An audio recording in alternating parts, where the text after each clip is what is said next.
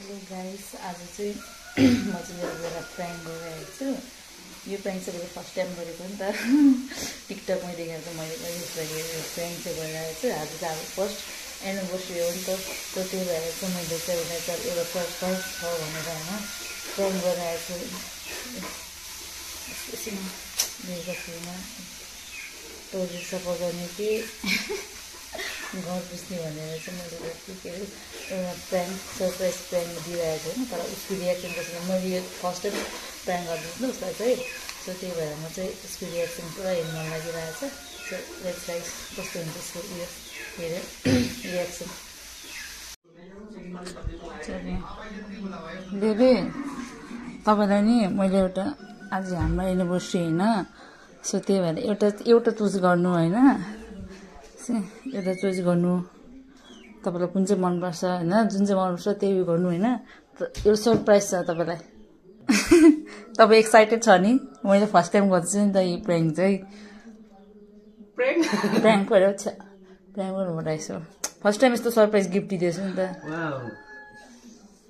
त्यही उयो गर्नुहोस् कहाँ। अनि दुइटामा चाहिँ कसरी तपाईँले दुइटै चुज गर्नु चाहिँ ओन्ली वान हो नि त ल।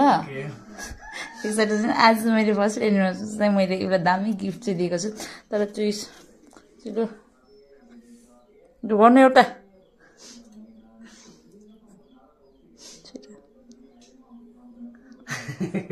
गर्नु न एउटा। तर जिआई त्यही उयो गर्नुपर्छ नि, चुइस उयो गर्नु ल भन्नुपर्छ नि, मान्नुपर्छ है।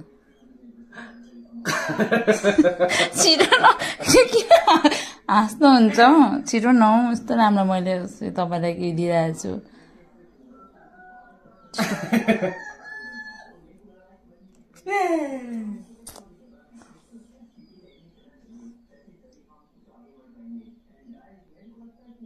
के हो घर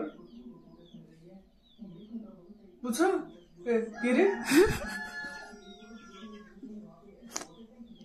घर पुछ्नु के हो यो? अर्को चाहिँ के थियो? यो अर्को पनि हेर्नु त।